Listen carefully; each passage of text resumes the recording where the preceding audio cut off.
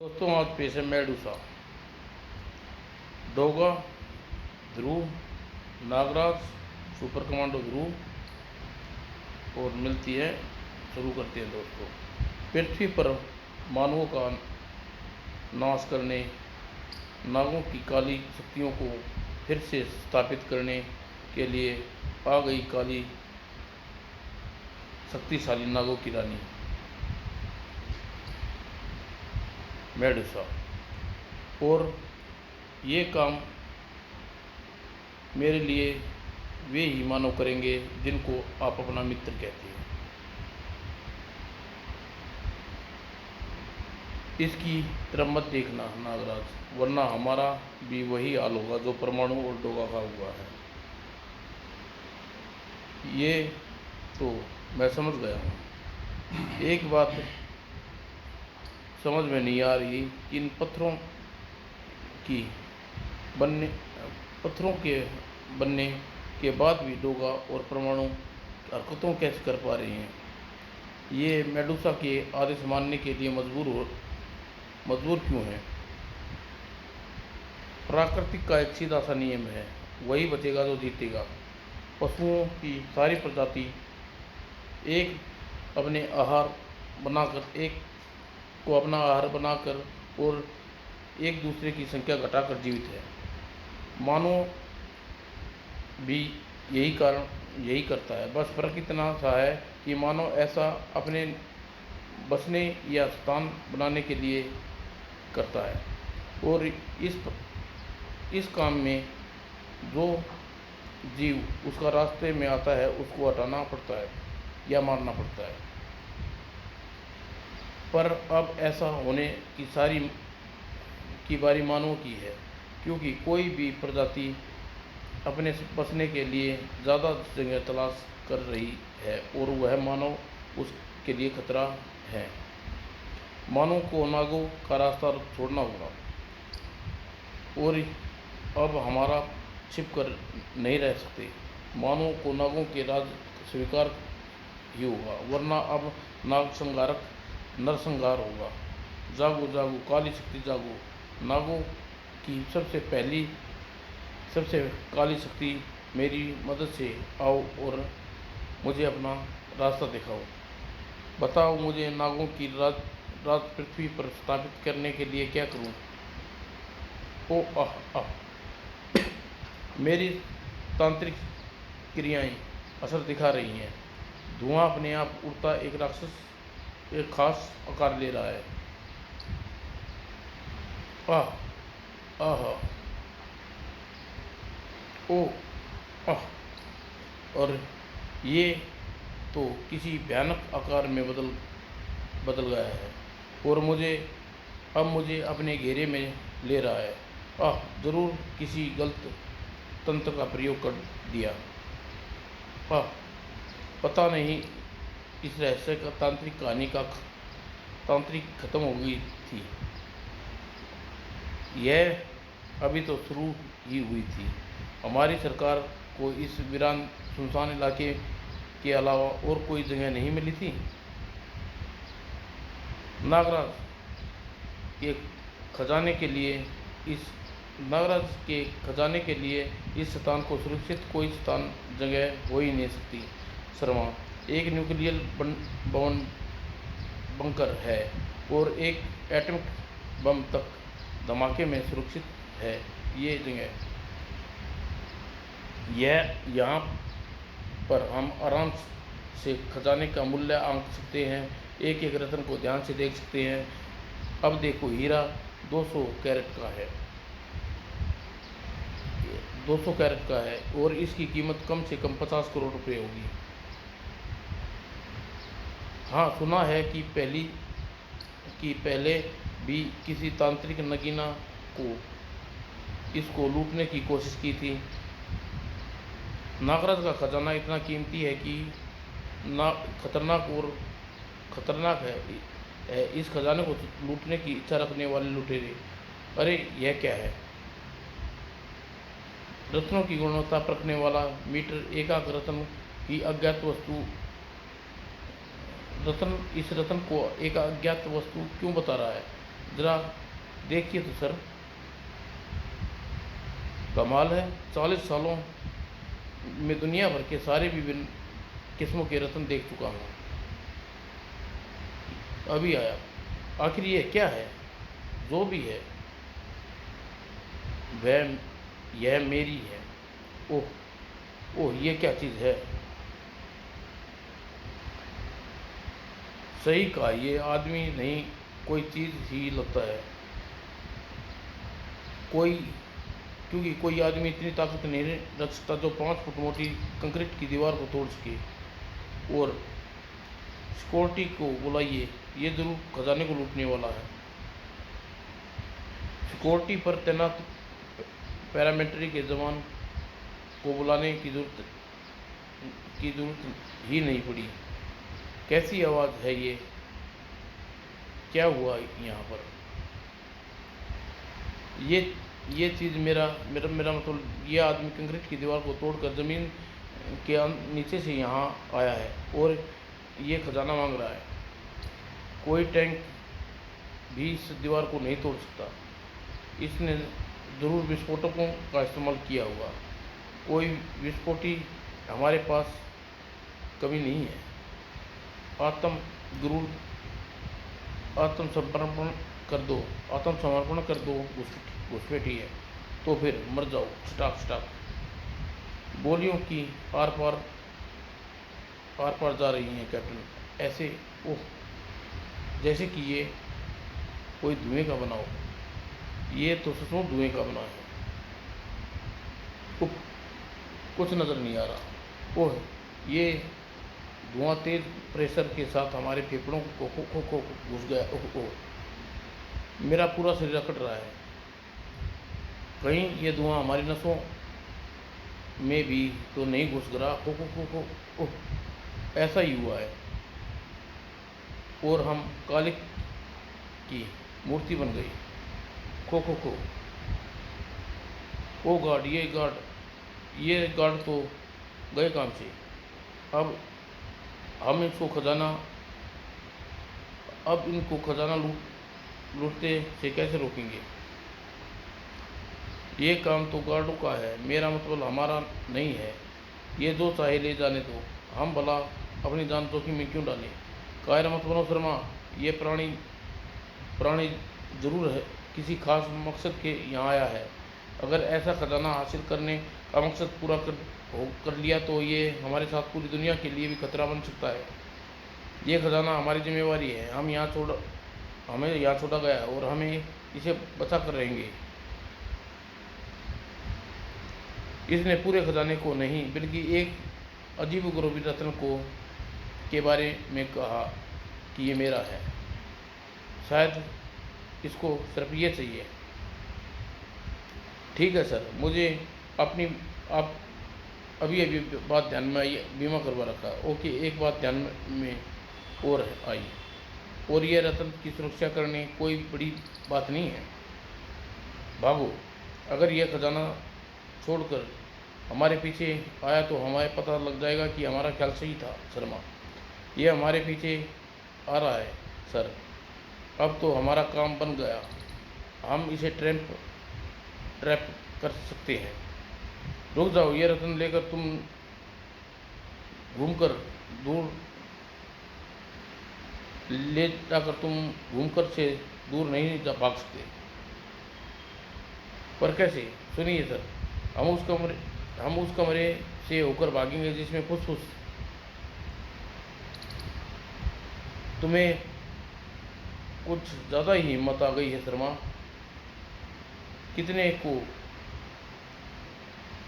कितने का है तुम्हारा बीमा? दोनों जिस कमरे में से होकर भागे वहाँ सुरक्षा बलों ने विस्फोटक का गोदाम था। अब मुझको यह हथगोला उठाया और इसकी पिन खींचकर पीछे विस्फोटक भरे कमरे में उछाल दिया और धूम धर कमरे में से बाहर धूम और धर के उस कमरे से बाहर आप आने से पहले हथगोला फट गया। ओ खो शर्मा का दम सर नागराज के खजाने को उड़ाने आया था। मैंने उसको ही उड़ा दिया और इस धमाके की श्रृंखला पूरे बंकर को हिला कर रख दिया, वरना ये बारूदी धुआं खोखो को हमारी जान ले लेता। और एग्जाम सिस्टम को एग्जिस्ट सिस्टम को ऑन करता हूँ सर। पर शर्मा एकदम से ठिनक गया। वो देख, वो क्या, ये क्या हो रहा है? ये है तो हवा का कोई धोखा। नहीं नहीं, यह हवा उड़कर मेरे सामने क्यों आ रही है? मुझे यह रतन चाहिए। हे भगवान, धमाके में इसको ख़त्म नहीं कर पाए, अब क्या होगा? धुआं हमें गला रहा है, हम धुआं बनते जा रहे हैं। नहीं नहीं नहीं। और कुछ पलों बाद वहाँ कपड़े और धूमधर के अलावा और कोई नहीं था, सिर्फ धुआं का एक गुब्बारा। अद्भुत रतन, अद्भुत रतन, तुमको सिर्फ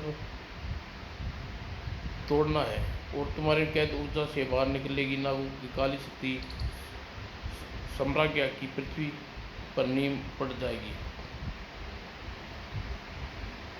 और अद्भुत रतन को धरती पर टकराने पर जो भी हो सकता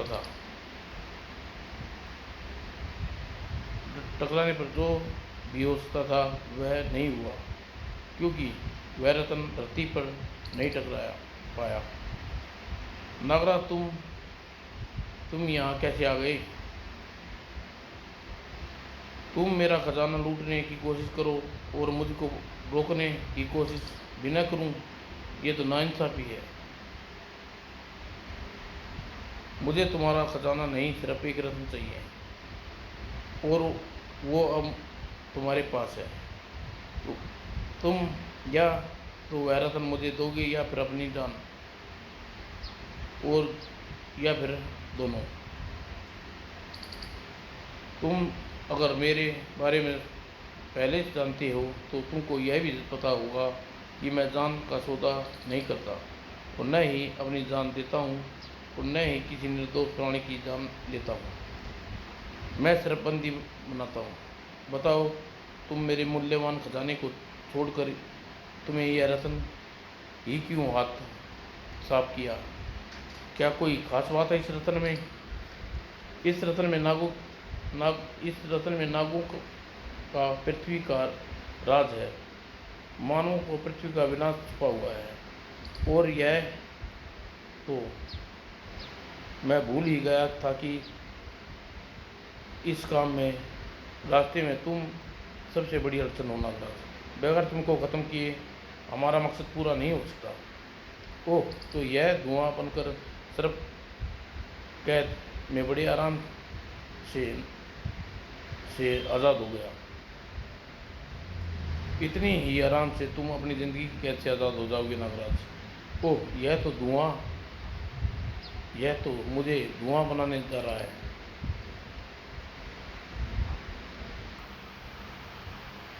धुमरधर की धूम्र शक्ति से तू भी नहीं बच सकता नागराज। रतन विशेष को तू भी धुआं बनाकर उड़ा जाएगा और फिर रह जाएगा यह रतन जिसके यहाँ पर आया हूँ। अरे, रतन कहाँ गया? वो शायद नागराज के साथ साथ मैंने उसको भी धुएं में बदल दिया। मुझको खुद भी अपनी नई शक्तियों को समझा का पता नहीं है। मैं असफल हो गया। नागराज को मारकर मैं यहाँ भी हार गया। हार कहाँ गया रे? असफल होने इतने दुख मत हो धुमरधर। रतन नष्ट नहीं हुआ। दरअसल तुम्हें तुम्हारे धुआंधर से बचने के लिए जब मैं इच्छा दारिकणों में बदल रहा था तो मेरे साथ साथ यह वह रतन भी दारिकणों में बदल गया। तुम अभी तक जिंदा हो नागराज? मेरे धूम्रधार को मार दे दी तुमने, मेरे धुआंधार को मार मार दे दी तुमने, और तुमको कैद करने का रास्ता भी ढूंढ निकाला है मैंने, और फिर तुम धुएं में बदल कर भी इस कैद से छुटकारा नहीं पा पाओगे। ओह, इस सांपों की फौज तेजी से मेरे इर्द गिर्द चक्कर काट रही है, वायु का दबाव का क्षेत्र पैदा कर रही है। मेरे धूम्र रूप में हवा का दबाव को पार नहीं कर पाएगा, और अगर ठोस रूप में पार करने की कोशिश करेगा तो यह नागफनी तुझको काट कर रख देगी। कोई बात, अब बताओ तुम क्या कर सकते हो? यह रतन नागों के राजा को टूटने से कैसे नागों का राज को टूटने से कैसे स्थापित हो जाएगा? बोलकर अपनी सांसें खर्च मत करो नागराज। वैसे भी तुम्हारे पास ज़्यादा सांसें बची नहीं है धूम्रधर। मैं धुएं का रूप भी धारण कर सकता हूँ, और वह रूप कट भी नहीं सकता और काट सकता है, क्योंकि नागफणी सर्पों को भी वो इतनी घातक शक्तियाँ का मालिक इसकी इकलौते रत्न के लिए यहाँ आया है। वह ज़रूर कोई खास होगा। मुझे इस रत्न की जांच करनी होगी, और अगर इसमें वाकई कोई ऐसी शक्ति कैद है जो मानवता का विनाश कर सकती है तो मुझे इसे नष्ट करना ही होगा। और इस रत्न को धूम्रधर के हाथों से बचा पाना मुश्किल है, क्योंकि मैं खुद धुआंधर की शक्ति का जवाब नहीं दे पा रहा हूँ। बेकार कोशिशें मत करो नागराज। रतन मुझे हवाले कर दो, और मुझे तुम मुझे तोड़ते जाओगे और मैं फिर से बनता जाऊंगा, और तुम टूटे हुए को फिर जोड़ नहीं पाओगे। पर तुम टूटे तो फिर नहीं जोड़ पाओगे। मैं इससे लड़ कर गलती कर रहा हूँ। मेरा पहला उद्देश्य इस रत्न को बचाना होना चाहिए, और इसके लिए मुझे पहले धुआंधर को अपने रास्ते से हटाना होगा। इसको तो मैं रोक तक नहीं सकता, भला रास्ते से कैसे हटाऊं? एक रास्ता नज़र आ रहा है, लेकिन उसके लिए इसको एक बार फिर धुएं का रूप में मजबूर करना पड़ेगा। आओ धुआंधर रत्न लेकर मुझको मारना चाहता है। आओ मुझे मार डालो। ये मुझे तुम्हारी कोई चाल नज़र आ रही है नागराज। तुम इतनी आसानी से मौत को गले लगाने वालों में से नहीं हो, पर तुमको तुम्हारी किसी भी चाल का परवाह नहीं है। और नागराज धुआंधर तेरी किसी चाल से निमट सकता है। अरे यह क्या? यह तो फिर इच्छाधारी रूप में बदल गया। डरपोक, इसको डरपोक होना नहीं समझदार होना कहते हैं धुआंधर। देखो ना तुम्हारी इस दीवार में कैसे फंस गए। ओह, तुम डरपोक होने के साथ साथ बेवकूफ़ भी हो नागराज, क्योंकि मुझको धूम्र रूप में बदल कर आज़ाद होने में एक पल भी नहीं लगेगा। और धूम्र रूप धारण किया, और नागराज ने लपक कर स्विच दबा दिया, जो पावरफुल एग्जॉस्ट सिस्टम का ऑन कर देता था, और न्यूक्लियर बंकर में गंदगी हवा को बाहर निकालने के लिए फिट किया गया था। एग्जॉस्ट अंदर से बाहर को शक्तिशाली खिंचाव के साथ शुरू कर दिया, और धूम्रधर धुएं बना शरीर के तहत ला गया। और अब जब तक ये संभल पाएगा तब तक मैं इस रत्न को लेकर महानगर के मल्टीकुलर रिसर्च लैब में पहुंचाऊंगा। Hello professor. अरे नागराज आओ, आज तुम्हारी हमारी याद कैसे आ गई? ये रतन मल्टीकुलर स्ट्रक्चर में चेक कराना है प्रोफेसर, और यह भी पता करना है कि इस रत्न में कोई ऊर्जा कैद है या नहीं।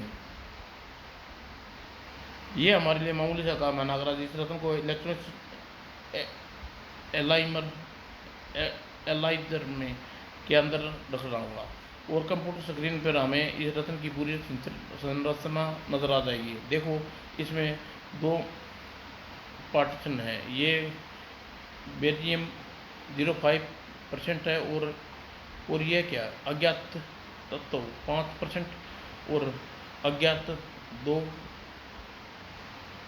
6.7%।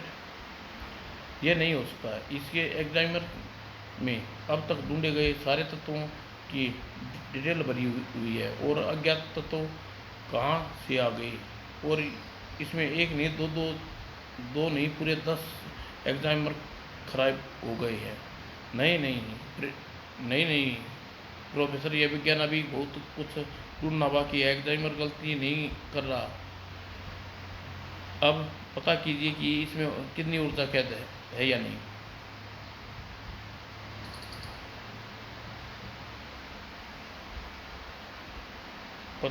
यह पता करना ज़्यादा मुश्किल नहीं होगा नागराज। इसको 3D लेज़र स्कैनर हमको इसके अंदर छुपी ऊर्जा किसी भी धातु के बारे में बता देगा। और ये, अरे वाह, ये तुम क्या चीज़ ले आई हो नागराज जी? लेज़र किरणें तो इसको भेद ही नहीं पा रही। इसका खोल किसी अद्भुत मिश्रण से बना है, और फिर तो ये रत्न किसी ऐसी चीज़ को जगह लेकर जाकर छिपा दो जहाँ कोई इसे खतरे की परछाई को छू भी ना सके। अरबों इंसानों की जान की कीमत है। ये कैसा खतरा? ओह, समझा, ये रत्न इतना रहस्यमय है, इसकी कीमत भी करोड़ों में होगी। करोड़ों में नहीं, अरबों में। धुरंधर, तुमको उम्मीद नहीं थी कि ये इतनी जल्दी यहाँ पर आ पहुँचेगा। ये क्या चीज़ है? प्रोफेसर, अपने सभी संयोगों के साथ यहाँ से बाहर निकल दो अभी। तुम न भी कहते तो मैं ऐसा ही करता नागराज। भागो बस। अब इस हाल में सील कर रहा हूँ, और अब यहाँ से बाहर जाऊँगा तो मेरे हाथ में रतन होगा, और तुम्हारी लाश यहाँ पड़ी होगी। रतन अगर इस कक्ष से बाहर नहीं जा सका तो यहीं होगा, और यहीं उसे छुपाने की हज़ारों जगह हैं। पर उसके इससे एक स्थान ऐसा भी है जहाँ पर मौजूद न हूँ, और अंग धुआं बनकर हर हाल में के चप्पे चप्पे में फैल गया है। और धुएं को रतन को छुपाने की बात छोड़ो, तुम खुद मुझसे छिप नहीं सकते। अनगिनत हाथ तुमको जकड़ने की कोशिश कर रहे हैं। रतन की सुरक्षित रखना, धुरंधर से काबू में पाना, इन दोनों काम एक साथ नहीं कर सकता। मुझे एक काम अवश्य करने होंगे। सबसे पहले मुझे रतन धुरंधर से पहुंच से दूर करना होगा, और इस वक्त रतन छुपाने के लिए मुझे एक ऐसी जगह समझ में आ रही है, और वह जगह है मेरा शरीर। अरे क्या कर रहा? और नागरन का लचीला गला रतन को लिए रास्ता बनता चला गया, और रतन पेट में जाकर रुक गया। और अब तो तुमको मरना ही होगा, जरूरी हो गया नागराज। और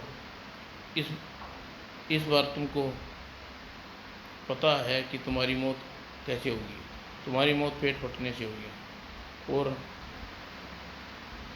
मेरा धुआंधार तेरे पेट को, गले को मेरे सामने ले आएगा।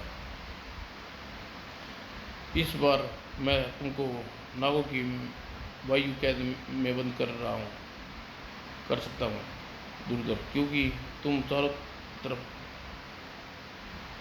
फैले हुए हो और अब बच नहीं सकते। मैं वायु कैद, वायु कवच बनाकर तुम्हारे घेराव को आराम से बच सकता हूँ और सर वो सब समुद्र सम सरप इस धमाके से शरीर कोई नुकसान नहीं पहुंचा सकती। पर हाँ, अगर प्रयोगशाला में आग लगी तो तुमको जरूर भस्म कर सकती है।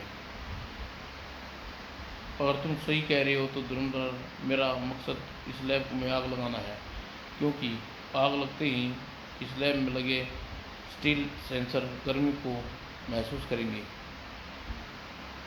और इस लैब में आग बुझाने के लिए लगा स्प्रिंकलर सिस्टम चालू हो जाएगा और पानी की फुहारें तेरे शरीर के धूमर कणों को अपने अंदर समेट कर नाली में बहा देंगी और तुम कणों में विखंडित होकर वही कर पर पहुंच जाओगे जहाँ तुम्हारे लिए बिल्कुल सही जगह है गटर। तो पानी सचमुच मेरे कणों को घोल रहा है और मेरे अपने शरीर में फैला लेने के कारण मैं रूप में नहीं आ सकता और पानी मुझको बाहर ले जाएगा। ओह, मेरे साथ मेरे नागों और मेरे साथ नागों के सम्राट की संभावना भी मिट जाएगी। लेकिन मैं रत्न हासिल नहीं कर पाऊंगा, तो मेरे मकसद रत्न को हासिल करना नहीं, तोड़ना है। और ये काम मैं अभी भी कर सकता हूँ। मुझको बेबस समझकर नागराज अपने वायु कवच हटा लिया और यह काली और बहुत भारी पड़ने वाली है। ये गलती बहुत भारी पड़ने वाली है। लड़ाई अब खत्म नहीं हुई है जब तक जीत या हार का निर्णय नहीं हो जाए। और नागराज इस बात को बड़े दर्दनाक तरीके से समझने वाला था और धुमरधर को खत्म तो हो रहा था, लेकिन उसने अपना मकसद पूरा कर लिया था और पेट में पड़े एक भविष्यवाणी से नागराज के पेट के अंदर ही फोड़ डाला था पड़ा और नागराज की कैद ऊर्जा से नागराज के शरीर से रास्ते से बाहर निकल रही थी और नागराज यह लड़ाई जीत कर भी हार गया था, क्योंकि धुमरधर के साथ ही वह मौत की तरफ धीरे धीरे बढ़ रहा था।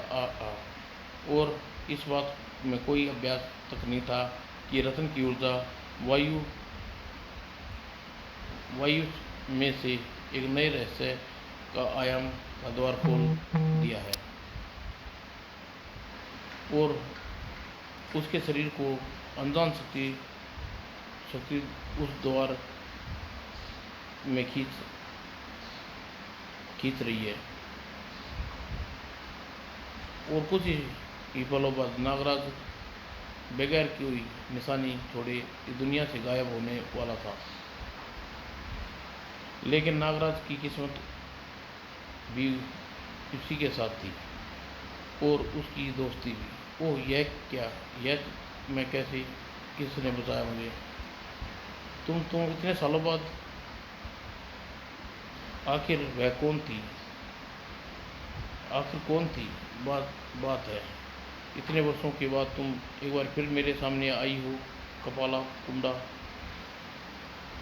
कुंडला,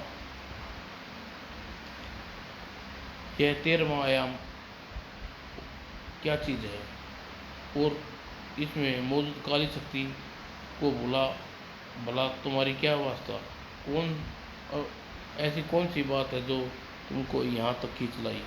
कपाला कुंडला की जाने मेरे सुकूरा का चक्र, मुझसे बड़ी तुमको बड़ी खुशी है, तुमसे ने मुझे पहचान लिया नागराज, और तुमको यह यहाँ से पर जो वजह लाई है तुम्हारे सामने है। 13 आयाम खुलने वाला है यह द्वार, और यह बंद करने बहुत आवश्यक है, अन्यथा इसमें जो काली शक्ति तुम्हारे आयाम में आएगी वह अकेली ही वह सबका विनाश कर सकने में समर्थक है। इस ब्रह्मांड में कोई ऐसा आयाम है नागराज, हमारा ब्रह्मांड जो तुमको नजर आ रहा है वह 7वें आयाम है। ऐसे अनगिनत आयाम हैं, और चूँकि अब हम उस आयामों को न देख सकते हैं और न ही उनको महसूस कर सकते हैं, इसलिए हमारे इर्द गिर्द होते हुए भी हम उसका पता नहीं चलता। लेकिन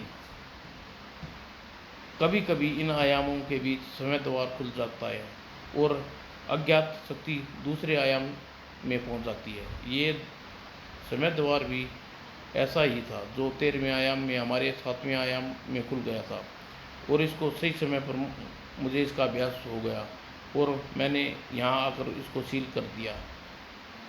किंतु तुमको नागराज अब आओ, मुझे समझ में कुछ नहीं आया, समझा पर इतना तो बता दो कि तुमको यह घटना का अभ्यास कैसे हुआ, और यह 13वें आयाम में कौन ऐसी शक्ति खतरनाक शक्ति है जो मानव का विनाश कर सकती है।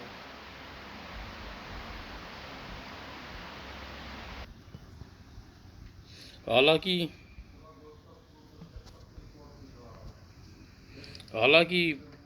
समय में बंद कर दिया और टल खतर, खतरा टल गया, लेकिन फिर भी तुमको बताती हूँ सुनो। 13वें आयाम में जो काली नाग शक्ति कैद है उसका नाम मडूसा है। तुमको संसार में मौजूद वह काली नाग शक्तियों की माता कह सकती हो। वह पौराणिक काल में इस पृथ्वी पर जो भी विनाश लीला मचाई उसका जिक्र देवराज ज्यूस के पुत्र हरक्यूलिस के अंत किया था, जो आधा इंसान और आधा देवता था। मेडुसा के चेहरे को देखते ही कोई इंसान पत्थर का बन जाता था। हरक्यूलिस ने अपनी ढाल से उसकी परछाई को देखकर उसका सिर धड़ से अलग कर दिया। मेडुसा अविनाशकारी थी, यह बात हरक्यूलिस जानता था, और जब तक सिर्फ उस धड़ से अलग रहते सिर्फ तभी तक मेडुसा मृतक के समान थी। लेकिन हरक्यूलिस ने मेडुसा का सिर का धड़ अलग अलग आयाम स्थानों पर दफना दिया और कब्र के ऊपर पत्थर रखने की बजाय एक पहाड़ रख दिया। लेकिन होनी को तो पहाड़ भी नहीं रोक सकता। सदियों से मेडुसा शांत सोई रही, और एक दिन एक भीषण भूकंप ने उस क्षेत्र को हिलाकर रख दिया जहां वह मेडुसा दफन थी, और इस भूकंप ने धरती के हिस्से को हिलाकर मेडुसा का सिर धड़ को फिर से एक स्थान पर मिला दिया। मेडुसा एक बार फिर जी उठी, और इस बार उसके रोकने के लिए हरक्यूलिस नहीं था। मेडुसा का कहर एक बार फिर मानवता के लिए बरसने लगा। पूरी दुनिया मानव को पत्थर के रूप में बदलने के वह भारत की भूमि धरती पर आ पहुंची। यहाँ उसका सामना हो गया तांत्रिकाचार्य स्वामी अधूरनाथ से। उसकी तांत्रिक शक्ति उसके मेडुसा टिक नहीं पाई, और वह समस्या फिर वही खड़ी हुई। मेडुसा एविनासी थी। तब तुमको एक अद्भुत कार्य किया। उन्होंने मेडुसा को चेतना रूप में उसके शरीर से अलग कर दिया और उसके तीसरे आयाम में भेजकर कैद कर दिया और समय द्वार को सील कर दिया। और तुम्हारे दुश्मनों ने उस रत्न को तुम्हारे पेट में तोड़ दिया और उस समय द्वार पर लगी सील थी और सील को तोड़ते ही उसका द्वार खुल गया और मेडुसा की काली शक्तियां तुम्हारे अंदर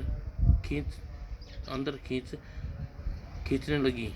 और कहानी रोमांच है कि इस कहानी में तुम्हारा क्या संबंध है। और मैं उन्हें तांत्रिक स्वामी ओदरनाथ की वंशज मेडुसा पर एक नजर रखने का कार्य हम पुस्त दर पुस्त देखते आ रहे हैं। बस वह मुझको नहीं पता कि वह सील बीच में समय में कहाँ से रंगी गई थी।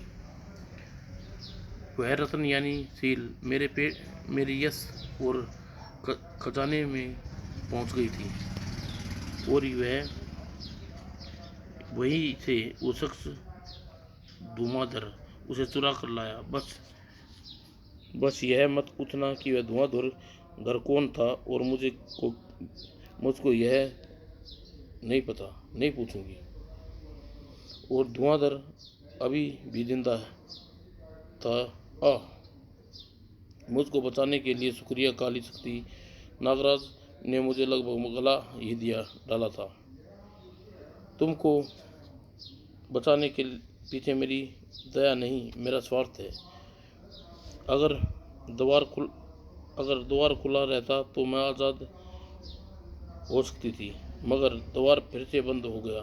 बस इस बार उस द्वार पर लगी अबोध उतना शक्तिशाली नहीं है जितना पहली बार था। मैं तो खुद इस बार द्वार पार नहीं आ सकती, पर अपनी शक्ति जरूर भेज सकती हूँ। और इस पार भी तुम अपने संसार में मेरा एकमात्र संपर्क सूत्र है। वे शक्ति मुझको मेरे से वो शक्तियाँ तुझको मेरे से जरिए वहाँ भेजेंगी नहीं होंगी विस्तर। और एक पीड़ानायक स्थिति के लिए तैयार हो जा। विस्तर ने मेडुसा की काली शक्तियों का चालक बन गया था। दोस्तों, जल्दी इसका आगे का भाग आपके सामने पेश करूँगा।